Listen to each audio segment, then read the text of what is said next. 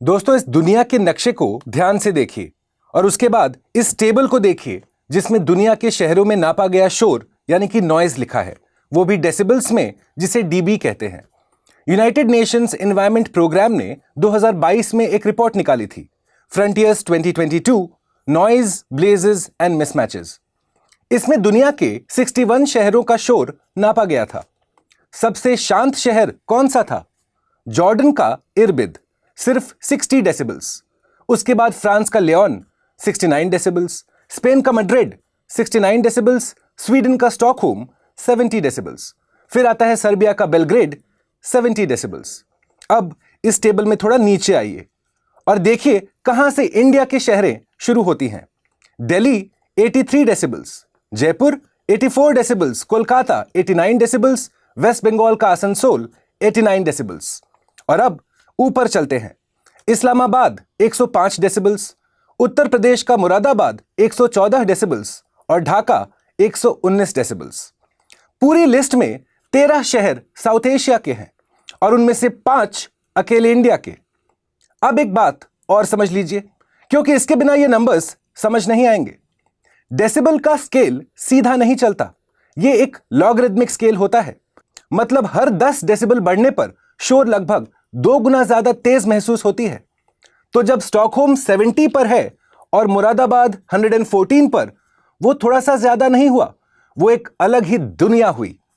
और world health organisation की guidelines फिर क्या कहती हैं? रहने की जगह के लिए 55 डेसिबल और ट्रैफिक वाले इलाकों के लिए 70 डेसिबल। यानी कि हमारे बड़े शहर उस लिमिट को हर रोज, हर घंटे पार कर रहे हैं। अब यहां एक ईमानदारी जरूरी है, क्योंकि यह वीडियो तथ्य पर खड़ा होना चाहिए। उस रिपोर्ट के आने के बाद मुरादाबाद के पोल्यूशन कंट्रोल बोर्ड के एक अधिकारी ने कहा था कि यह आंकड़ा गलत है और यूएनईपी ने वहां कोई सेंसर लगाया ही नहीं था। यानी वो 114 का नंबर विवादित है। लेकिन इससे असली बात छोटी नहीं होती, क्योंकि दिल्ली, कोलकाता, जयपुर और आसनसोल के आंकड़ों पर कोई विवाद नहीं है और वो सब भी लिमिट से ऊपर हैं। तो सवाल यह है, मुरादाबाद जैसे एक शहर इतना शोर वाला कैसे बन सकता है? और उसका जवाब एक ही चीज में नहीं है। मुरादाबाद को पीतल नगरी कहते हैं, क्योंकि वहां हजारों छोटी ब्रास फैक्ट्रीज हैं, घर के अंदर, गली के अंदर, मोहल्लों के अंदर। वहां दिन भर धातु पीटी जाती है, मशीन्स चलते रहते हैं और उन्हीं गलियों में लोग भी रहते हैं। उन्हीं गलियों से ट्रैफिक भी गुजरता है। सड़कें संकरी हैं, गाड़ियां फंसी रहती हैं और फंसी हुई गाड़ियों का ड्राइवर्स हॉर्न बजाते हैं। यानी फैक्ट्री, घर, दुकान और सड़क सब एक ही जगह पर। और यही इंडिया के लगभग हर शहर की कहानी है। लेकिन अब मैं आपको वो बात बताऊंगा जिसके लिए ये वीडियो असल में है, क्योंकि अभी तक हमने उस शोर की बात की जो आपके बाहर है। और अब आप सोच रहे होंगे कि मैं तो एसी गाड़ी में बैठता हूं, मेरे घर में तो शांति है। और वहीं आपकी सबसे बड़ी गलती होगी, क्योंकि आपके कान के लिए सबसे बड़ा खतरा मुरादाबाद की फैक्ट्री नहीं है। सबसे बड़ा खतरा वो छोटा सा ईयरबड है जो अभी तक शायद अपने कान में आपने लगाया हुआ है। और यह बात मैं आपको डराने के लिए नहीं कह रहा। आंकड़े देखते हैं। WHO के अनुमान है कि दुनिया भर में करीब 1 अरब से ज्यादा 25 से 35 साल के नौजवान हियरिंग लॉसेस के खतरे में हैं, सिर्फ अपने सुनने की आदत की वजह से। और BMJ ग्लोबल हेल्थ में एक छापी गई बड़ी स्टडी थी, जिसमें 33 अलग अलग स्टडीज का डेटा मिलकर देखा गया। उसका नतीजा था 67 करोड़ से लेकर 1 अरब 35 करोड़ नौजवान इस खतरे में जूझ रहे हैं। उस स्टडी में यह भी मिला कि करीब 24% लोग अपने हेडफोन्स या ईयरबड पर खतरनाक लेवल पर सुनते हैं और करीब 48% लोग लाउड वेन्यूज जैसे शादियां, क्लब्स, कॉन्सर्ट्स, उसमें लेवल का शोर उसको भी झेलते हैं। और इंडिया, WHO के आंकड़ों के मुताबिक इंडिया की करीब 6.3% आबादी, यानी कि करीब 6 करोड़ 30 लाख लोग पहले से हियरिंग लॉस के साथ जी रहे हैं। और 2050 तक दुनिया भर में 70 करोड़ लोगों को डिसेबलिंग हियरिंग का लॉस होगा। अब सवाल यह है कि ईयरबड इतना खतरनाक क्यों है? और इसका जवाब समझने के लिए आपको अपने कान के अंदर चलना होगा। आपके कान के अंदर सबसे गहराई में एक चीज छोटी है जिसका नाम है कॉक्लिया। यह एक छोटी सी घोंगे जैसी स्ट्रक्चर है और उसके अंदर हजारों बहुत ही छोटी छोटी हेयर सेल्स होती हैं। इनका काम क्या है? जब आवाज आती है तो ये हेयर सेल्स हिलती हैं और इस हिलने को वो इलेक्ट्रिक सिग्नल्स में बदलकर दिमाग तक भेजती हैं, तब जाकर आपको सुनाई देता है। अब ध्यान से सुनिए, क्योंकि यही इस पूरे वीडियो का सबसे इंपॉर्टेंट वाक्य है। जब आवाज बहुत तेज होती है तो ये हेयर सेल्स उस धक्के से टूट जाती हैं और एक बार टूट गई तो वो दोबारा कभी नहीं उगती। इंसानी शरीर बहुत कुछ ठीक कर लेता है। कटी हुई स्किन फट जाती है, टूटी हुई हड्डी जुड़ जाती है, लिवर भी खुद को दोबारा बना लेता है, लेकिन कॉकलिया की हेयर सेल्स वापस नहीं आती, एकदम नहीं। इसलिए नॉइज इंड्यूस्ड हियरिंग लॉस का कोई इलाज नहीं है। हियरिंग एड्स आवाज को तेज तो कर सकता है, लेकिन वो आपके टूटी हुई सेल्स को वापस नहीं ला सकता। वो एक चश्मे की तरह नहीं है, वो एक लाठी की तरह है।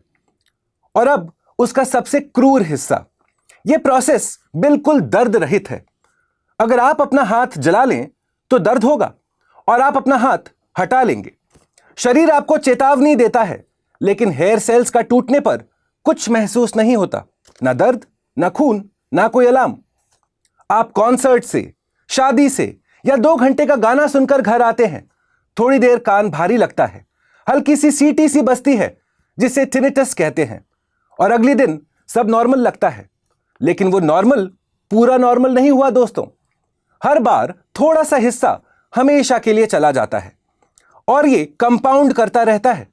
इसलिए 22 साल की उम्र में आपको कुछ पता नहीं चलता, पर जब 40 साल की उम्र में आप टीवी का वॉल्यूम बढ़ा रहे होते हैं, मीटिंग में बार बार फिर से बोलिए ये कह रहे होते हैं और भीड़ वाले रेस्टोरेंट में सामने बैठे आदमी की बात समझ नहीं पाते, और तब तक कुछ किया भी नहीं जा सकता। अब सबसे जरूरी सवाल, कितना तेज शोर खतरनाक है?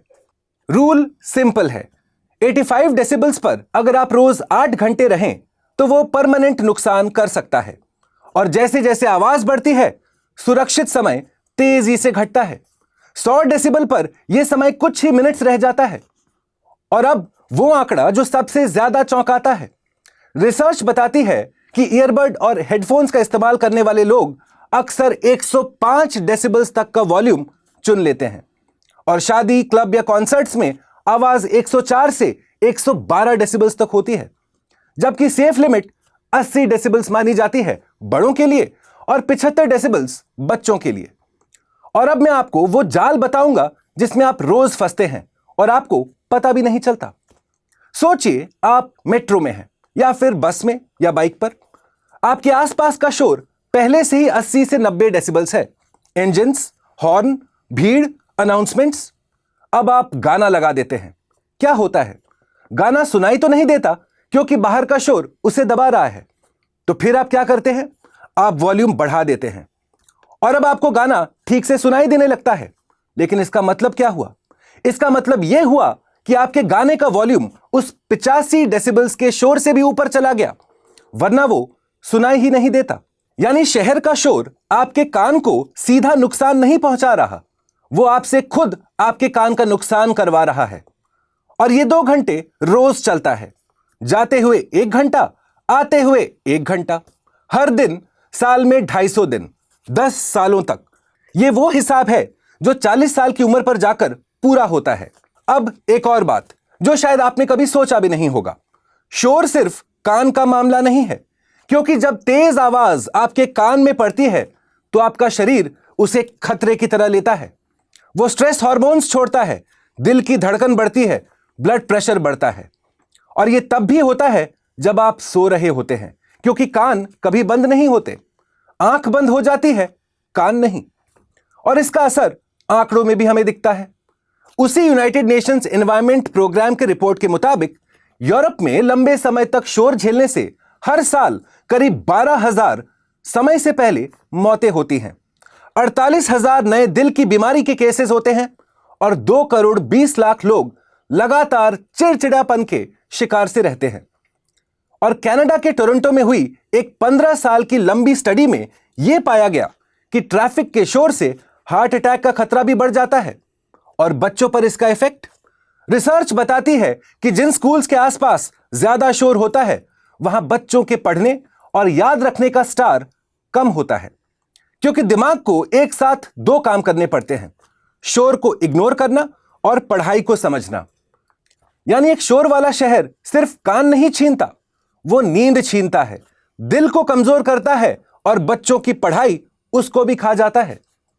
तो अब असली सवाल, हमारे शहर इतने शोर वाले हैं क्यों? और यह बात अब अर्बन प्लानिंग पर आती है। पहली वजह, हमारे शहर में जोनिंग्स है ही नहीं। दुनिया के प्लान्ड शहरों में अलग अलग इलाके होते हैं, रहने के लिए अलग, फैक्ट्रीज के लिए अलग, बाजार का अलग। हमारे यहां सब एक ही जगह है, घर के नीचे दुकान, दुकान के बगल में वर्कशॉप और उसके सामने से हाईवे। दूसरी वजह, संकरी सड़कें और बहुत ज्यादा गाड़ियां। जब ट्रैफिक फंसता है तो हॉर्न बजता है, और हमारे यहां हॉर्न बजाना एक कम्युनिकेशन बन गया है। मैं आ रहा हूं, हटिए, सिग्नल खुल गया है। जबकि दुनिया के बहुत से देशों में हॉर्न सिर्फ खतरों में बजाया जाता है। तीसरी वजह, कंस्ट्रक्शन। हमारे शहर लगातार बन ही रहे हैं, ड्रिलिंग हो रहा है, कटिंग हो रहा है, मिक्सर्स ऑपरेशनल हैं और ज्यादातर बिना किसी सैंड बैरियर के काम करते हैं। चौथा रीजन, लाउड स्पीकर्स। शादी, जुलूस, धार्मिक आयोजन, चुनाव प्रचार, दुकान का प्रचार, और यह अक्सर रातों तक चलता है। पांचवा रीजन और सबसे बड़ा रीजन, डेंसिटी। जब एक छोटी सी जगह पर बहुत ज्यादा लोग रहते हैं तो हर आवाज कई लोगों तक पहुंचती है, और पक्की कंक्रीट की दीवारें आवाज को सोखती नहीं, वापस लौटा देती हैं। इसीलिए पेड़ और खुली हरी जगह सिर्फ हवा के लिए नहीं होती, वो आवाज को सोखने का काम भी करती हैं। अब कानून पे नजर डालिए, क्योंकि हमारे पास कानून बहुत अच्छा है। इंडिया में noise pollution regulation and control rules 2000 है, जो एनवायरमेंट प्रोटेक्शन एक्ट के तहत लाया गया था। इसमें सेफ लिमिट दी गई है। इंडस्ट्रियल इलाकों में दिन में 75 डेसिबल्स और रात में 70 डेसिबल्स। कमर्शियल इलाकों में दिन में 65 और रात में 55 डेसिबल्स। रेसिडेंशियल इलाकों में दिन में 55 और रात में 45 डेसिबल्स। और हॉस्पिटल्स, स्कूल्स और कोर्ट के आसपास साइलेंस का जोन बनाया जा सकता है। और अब वो बात जो हर यूपीएससी के स्टूडेंट को पता होना चाहिए। 2005 में सुप्रीम कोर्ट ने नॉइज पोल्यूशन केस में कहा था कि शोर से आजादी आर्टिकल 21 का हिस्सा है, यानी कि इज्जत से जीने का अधिकार उसका हिस्सा। और उससे पहले 1993 में केरला हाईकोर्ट ने पीए जेकब केस में एक लाइन कही थी जो आज भी सबसे ताकतवर है।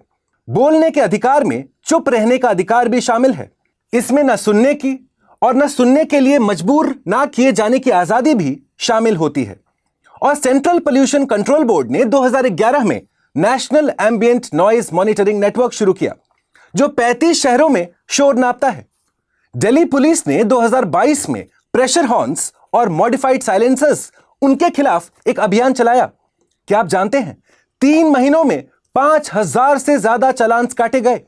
तो कानून तो है, लिमिट भी है, कोर्ट का फैसला भी है, फिर भी शहरें हमारी शोर में डूबे हैं। क्योंकि नॉइज का पोल्यूशन एक खास प्रॉब्लम है, वो दिखता नहीं है। हवा का पोल्यूशन दिखता है, आप AQI महसूस कर सकते हैं। पानी का पोल्यूशन वो भी दिखता है, लेकिन शोर गुजर जाता है और पीछे कोई निशान नहीं छोड़ता। इसीलिए ना उसकी शिकायत होती है, ना उस पर राजनीति होती है। तो अब आप क्या करें? और यही अच्छी खबर है, क्योंकि ये एक ऐसा नुकसान है जो पूरी तरह रोका जा सकता है। पहला, 60-60 का नियम। अपने फोन का वॉल्यूम 60% से ऊपर मत ले जाइए और एक बार में 60 मिनट से ज्यादा मत सुनिए। बीच में कान को थोड़ा आराम दीजिए। दूसरा, और यह सबसे ज्यादा असर करता है, नॉइज कैंसलेशन का इस्तेमाल करिए। यह उल्टा लगता है, लेकिन सोचिए जरा, अगर बाहर का शोर पहले से ही कट जाए तो आपको वॉल्यूम बढ़ाने की जरूरत ही नहीं पड़ेगी, और वही असली बचाव है। इसी तरह कान के अंदर घुसने वाले ईयरबड्स के मुकाबले कान को ऊपर से ढकने वाले हेडफोन्स अक्सर कम वॉल्यूम पर काम चला देते हैं। तीसरा, अपने फोन की सेटिंग्स में जाकर वॉल्यूम लिमिट लगा दीजिए। ज्यादातर फोन्स आज बताते हैं कि आप कितने डेसिबल्स पर सुन रहे हैं। एक बार देखिए, आप चौंक जाएंगे। चौथा, अगर कभी भी कान में CTC बजती है या भीड़ में बात समझने में दिक्कत होने लगी है तो उसे थकान मत समझिए, वो आपके शरीर का पहला और शायद आखिरी सिग्नल है। एक बार ऑडियोलॉजिस्ट से हियरिंग टेस्ट करवा लेना, उसी में समझदारी है। और शहर के लेवल पर इलेक्ट्रिक व्हीकल से इंजन का शोर ये तो कम होता है। सड़कों के किनारे पेड़ और ग्रीन बेल्ट आवाज को सोखते हैं और नॉइज मैपिंग करके यह पता लगाया जा सकता है कि शहर का कौन सा हिस्सा सबसे ज्यादा खतरे में है। तो चलिए पूरी बात एक जगह रखते हैं। हम दुनिया के सबसे शोर वाले हिस्से में रहते हैं। उस लिस्ट के 13 में से 5 शहर हमारे हैं और उस शोर ने हमें एक आदत सिखा दी है, उसे दबाने के लिए अपने कान में और तेज आवाज डालने की। और वही आदत अब हमारी सबसे बड़ी कीमत ले रही है, क्योंकि एयर पोल्यूशन का असर आपको खांसी से पता चल जाता है।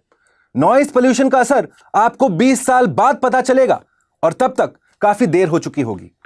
आज अपने कान में एक ईयरबड है और अगर आदत नहीं बदली तो 15 साल बाद उसी कान में एक दूसरी चीज होगी, एक हियरिंग एड। और उस दिन आप ये वीडियो दोबारा देखेंगे, बस ठीक से सुन नहीं पाएंगे। दोस्तों एक नोट, ये वीडियो जानकारी के लिए बनाई गई है। सुनने में अगर आपको कोई भी दिक्कत महसूस हो तो ईएनटी डॉक्टर से जरूर संपर्क कीजिए। यह था स्टडी आईक्यू एक्सप्लेन्स और मैं हूं भुवन झा, स्टडी आईक्यू की तरफ से ज्योग्राफी, एनवायरनमेंट और डिजास्टर मैनेजमेंट का faculty. Thanks for watching. Study IQ IAS, आपका सिलेक्शन हमारा मिशन।